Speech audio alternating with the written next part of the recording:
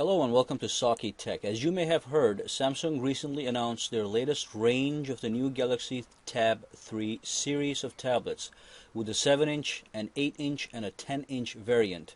I already have videos of unboxings and reviews on the 7-inch and the 8-inch variant, so in today's video we will look at the oldest brother of the bunch, the 10.1-inch version. So let's dive in.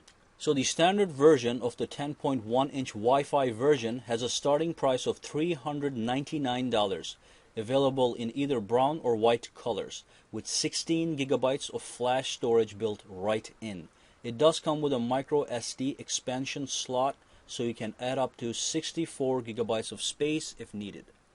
So you get a screen resolution of 1280 by 800 with a relatively low pixel per inch of 150, and this is due to the fact that the screen is 10.1 inches. Now this is a ridiculously low compared to a similarly priced Google Nexus 10. The Nexus 10 offers an astonishing resolution of 2560 by 1600 at a PPI of 300, which is already better than the iPad 4 Retina display. This tablet comes installed with the latest Android 4.2 Jelly Bean operating system with the Samsung Touch Wiz overlay. Contains an Intel Atom 1.6 GHz dual-core processor, only 1 GB of RAM, a 1.3 megapixel front-facing camera, and a 3 megapixel rear-facing camera. It is also equipped with an IR blaster, so it will work as a universal remote on both your TV and cable box using the built-in Watch On app. Alright, so let's open up that beautiful box and pull this device out of the box. Okay, pull it out. 10.1 inches. And there it is. So you get your tablet obviously, and you get an accessory box, so let's rip that apart and see what's in there. So what you get in the box is a Samsung Galaxy Tab 3 10.1-inch tablet, obviously, a white USB charging cable, a white wall adapter, and a quick start guide along with some coupon offerings bundled in. Alright, so let's do a tour of this device. We've got the front-facing camera and the smart sensor on the top. And then we got the volume rocker and the power button, as well as the micro SD slot on the top next to the IR blaster. And then you got the silver trim everywhere. And then here's the speakers on one side, and you do have a speaker on the other side. There's the micro USB cable port on the bottom, and that's the other speaker on the other side. Okay, so if you flip the device towards the back, you will see the 3 megapixels rear-facing camera. Okay, so as far as the build quality goes, it's a very smooth plastic on the back. It's glazed and it's shiny, and then if you zoom in, and it's pure white, obviously. As well as you do have the silver trim, which is also made of plastic but is rendered in silver, and this encircles all the device. But overall, it's the same as every other Galaxy tablet or phone. Alright, so we can finally turn on our device and take a look at all the things we can do with this. So the lock screen obviously is going to come right up. You swipe to unlock anywhere and you get that nice sound effect. And then this is our home screen. So let's take a look at how we can customize the home screen while we are here. So you can always pinch and you get all the options. You can add new home panels. You can get rid of the home panels if there are too many of them. And then if you go to one of the blank ones, you can tap and hold to bring up a menu where you can set the wallpaper. You can put some apps and widgets on the home panel. You can add a folder, or you can create a new home panel. Okay, so let's go to apps and widgets and grab one of these apps. Let's take a look at, by the way, you can also pinch here and you can scroll through all the available widgets. So let's grab this Flipboard widget right here and put it right in the middle of the screen. You can actually resize. Some of these apps are resizable. So let's press back, and there we go. So now we have the Flipboard widget in one of the home panels. Okay, and if you're away from your home panel, you can press the home button just to go to your main home panel.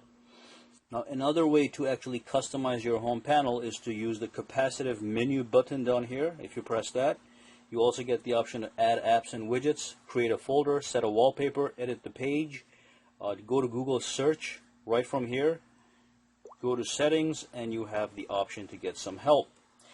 Okay, so the next thing I'm going to look at is the notifications area. So if you pull down this thing, you will get a whole suite of quick toggle widgets that I actually like. You can actually make changes to these toggles as well. But first of all, let's say you want to turn one of them off. So GPS, you can just turn it off. Sound, you can just turn it off. Okay. If you want to go into the detailed settings of each of these options, you can press and hold, and that actually takes you to the main settings menu. Okay. So let me get out of here. Go back to notifications, and then you can press this to see all available notifications. Now you do have a little pen option here. If you tap that, it allows you to rearrange the quick toggles as you need fit by priority. So if I want the blocking mode right here to be over here, I drag it over there and they swap places. And by the way, since we just looked at the blocking mode, let's take a look at what that is all about. So anytime you get an email, you get a quick notification that pops right in this area. Emails, app updates, weather notifications, they show right up here, okay? So if you want to block those notifications just in case you're sleeping or you're busy and you don't want to be bothered, you can just tap and hold the block button, which says when this mode is turned on, notifications for these selected features will be turned off. Okay, so when you go down here now, it says blocking mode is turned on, so you're not going to see any apps. Now, if you go into the details of the blocking mode, you actually have the option to set a schedule, so you don't have to always have it blocked off. You can block it off while you're asleep, while you're at work, or if you're doing anything where you don't want to be bothered by notifications. So you can just uncheck this and pick a time range, and then you're good to go. Okay, well, I prefer to have my notifications being fed to me all the time, so I'm just going to take that block mode off. And of course, you can further customize your stuff simply by pressing this contextual menu button and clicking Set Wallpaper, and then you can change your wallpapers if you just feel like having something different. So let's put this one on for now. Okay, and you get the same thing reflecting in the lock screen. By the way, you can have different wallpapers for the lock screen or for the home screen. So if you want to just change the lock screen or the home screen, you go one by one. If you want to change them both at the same time, you tap home and lock screens. Okay, so let's go over the buttons down here. So you've got two capacitive buttons, the back button and the contextual menu button.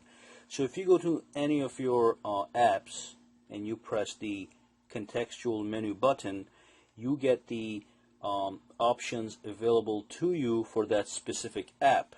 So if you're at the home screen and you do this, you get all the home screen specific options. And the back will just take you back.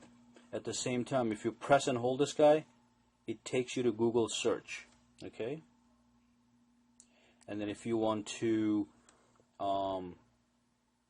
look at this one right here, the home button has a couple of different features. So if you double tap it, it takes you to S-Voice. S-Voice is like your personal voice assistant, just like Siri or even Google search. So you can ask S-Voice a lot of things. Let's ask him the weather. What's the weather like right now in New York? There aren't many clouds in the sky today. Okay, so that is the S-Voice weather announcement, and then you have all these options you can do. So we can ask, what is the weather for today? What is the fastest car in the world? Let's ask her that, see what happens. What is the fastest car in the world? JCB Diesel Max. And then you can click more to get some more information. And of course, I don't like S-Voice personally because it is not as quick, accurate, and clear as the Google searches. So if you go to Google search, oops, what's the weather like right now in New York? It's 25 degrees and clear in New York. So normally it's much quicker than that to answer, but as you can see, the voice was much more clear, and you do get a more clear interface. When did George Orwell die? George Orwell died on January 21st, 1950. Okay, so these are the things you can do. You have two options, S-Voice, Google Search. I always prefer to use Google Search. Now, if you press and hold the home button, you get access to your recent apps interface, which you can get rid of them by swiping them up or down, okay, or you can switch between them by simply tapping on them. So press and hold, and from here you can also go to Google Search, tap and hold. You can go to your Task Manager, which is a very nice little option here. It tells you what applications are active right now, what are your downloaded applications, how much you're using from your available space. So you've got 4.64 gigs in use and 16 off the 16 gigabytes that we have available. And then you have the RAM Manager, which you can always use to clear the memory to make your tablet run faster. So if you look at here carefully, 759 megabytes of the RAM is being used of the 0.90 that is available. So if I click this, it's killed 14 applications, and then now I have 568 megabytes of RAM available. You can also check on your storage and see what's going on there. What is this? Nothing happening there. And you have the option to get some help if you need to do so. Okay, if you go back into the, let's launch a couple apps. I just want to show you something real quick. Email, S Planner. Okay, so tap and hold. And if you want to get rid of all the recent apps, you just press Close All. Okay, and that takes care of everything, and now you have a clear slate. So let's go into our settings here. So if you pull this down, you can go to settings from here, or you can actually press this button and press settings. And then let's go over little things one by one here. So you can turn on and off the Wi-Fi. If it says green, it's open. If it's that O symbol, it's closed. So if you want to turn it on, you press this. That's on, and that's off. You can look at your data usage here. You can go to more settings. Okay, and this is the blocking mode where you can block notifications on and off. You've got a driving mode. Here's where you can change your sound settings, change your notification sounds and all that stuff. Change your touch sounds, your screen lock sound and all that. And go to the display to change the brightness, change your wallpaper and stuff like that. And this is your storage management, so it tells you what's being used and how it's being used and how your space is being used, pretty much. Power saving mode, the battery stuff. And if you keep going down here, you get your lock screen. This is where you customize your lock screen. We talked about this already. Security, set a password, encrypt your device, and stuff like that. And then you've got the backup and reset. You can always factory reset your Samsung right from here. Okay, so if I tap this, everything is going to be wiped out. It's going to go back to the day I purchased this tablet. Okay, and you can add multiple accounts just like in a Windows or a Mac computer, because this is running on Android 4.2.2. Okay, so you can always add an account for your kid, for your wife, for your friends, whatever you need to do. And then other things you have here, let's go to About Device, and you see Android 4.2.2. Okay, and other than that, you do have a Smart Stay feature here. Let's go over that real quick. The Smart Stay feature is a Samsung specific feature, and what it does is track your eyeballs, and as long as you're looking into the sensor here, the screen does not shut off. Okay, so if you're reading a book and Smart Stay is open, it's not going to dim on you. Okay, so if you turn that off and it doesn't, if you don't touch the device for a while, the lights go out. So let's just keep that on for now. That's a Smart Stay. Now you do not get the multi window view with the Samsung 10.1 inch. You get it with the Samsung Galaxy Tab 3 8 inches, but you do not get it with this guy. So what that was, you were able to use two apps on the same window side by side. So you could have your Explorer right here, and then you can have a calculator running right over here, and you could do multitasking on one window. Now the 10.1 does not come with that feature, which is kind of a disappointment. Anyway, now you do get the some apps here that are useful, like the Watch On app that is able to turn your entire tablet into a remote control. As you know, this guy has an IR blaster right up here. So you can use this as a TV guide and a remote control for your smart TVs. Okay, and then you have a video player, obviously, and a bunch of other apps. If you want to pause the video and look at them one by one, you'll see what they are all about. Okay, so the one more thing I want to go over is the keyboard options that you get with the Samsung tablets. So if you go to Memo, here's the full keyboard. If you want a little keyboard that you can float about in the screen, you can actually tap and hold the settings thing right here, and you can actually detach the keyboard, and you can float this across the screen, and you can right justify it if you want, you can left justify it if you want, or you can go to the options here. You can have a split screen keyboard like in the iPad, and then you can go back to your full keyboard. Okay, so you do get a bunch of keyboard options with the 10.1 and 8-inch and the 7-inch version of this tablet. So overall, this is a good tablet, but it does not compare to other tablets on the market that run at the same price.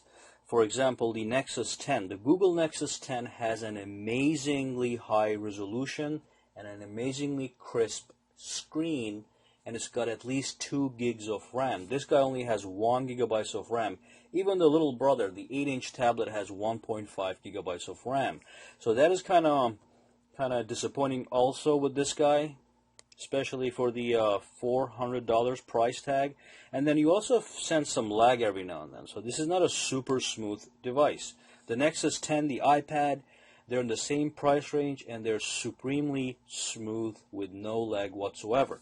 But with this guy, as you scroll through the screens, you do get a sense of a little bit of lag. And I haven't even used this device heavily, so I can only imagine the lag gets worse as you play with the device. Well, that concludes this video, and subscribe to my channel for more videos to come. Give me a thumbs up if you liked this video. Any questions, concerns, comments, put them down in the comments section. And have a good day, and see you the next time.